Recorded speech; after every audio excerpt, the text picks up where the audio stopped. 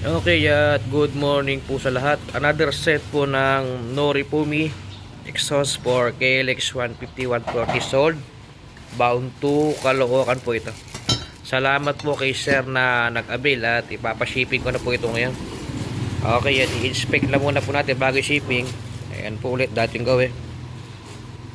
Ayan. Wala pong damage. Sa mga nagtatanong po ng sound check, wala po tayo sound check dahil pag sinound check po natin yan, masusunog yung elbow. Baka hindi na po mabili. Nakakala po ng mga iba, use na. Ayan, ito po yung elbow, yung pangitna. Stainless. Ayan. Lahat po ng Indonesian na muffler, ito lang stainless. Ito po, metal. Ayan, ito. Kompleto po.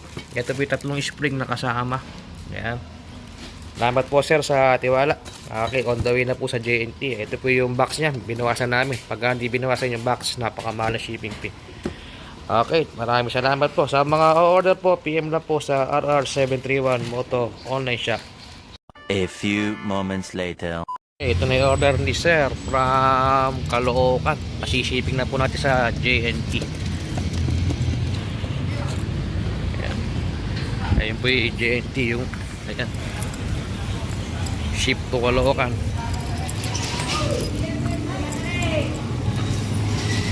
Pasok pa po tayo na JNT.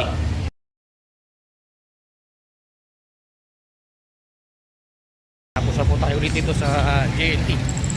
Tayo pauwi na po ulit. Ating gawin lang ulit. Ating gawin. Daily routine ba? Pag araw-araw may order, ganyan po. Okay, maraming salamat po sa order at i-update ko na lang po. Sisend ko sa messenger pag okay na.